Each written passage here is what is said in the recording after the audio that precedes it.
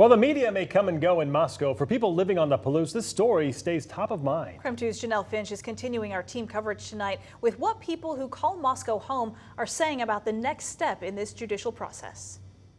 People I spoke to today say they want justice in this case.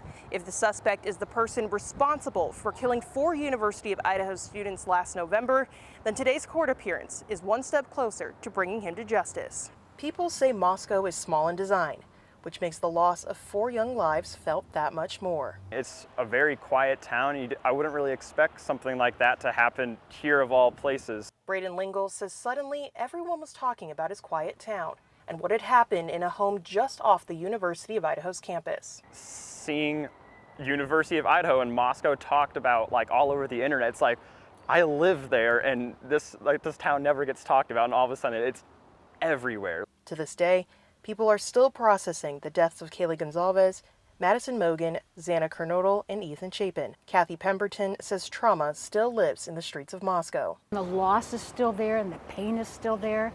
Nothing can change the tragedy that happened last November, but Pemberton says bringing someone who may be responsible to justice is a proper step toward healing. It's important that the person who has done something evil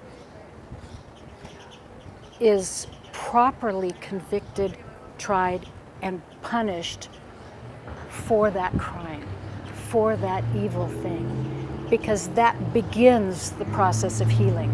The murder suspect appeared in court Monday. There, a judge entered a plea of not guilty and scheduled his trial to begin in October. People say they're hopeful the state can bring this case to a proper and just end. Hopefully this will all come to a closing soon. I'm ready to be patient and wait and trust and hope that the state will carry out its proper responsibilities. Yesterday, I was also down here in Moscow talking to people in the community. One man told me him and his neighbors don't talk about the suspect unless there's a major court update. So Moscow may be in for a quiet summer until the trial begins as scheduled in October.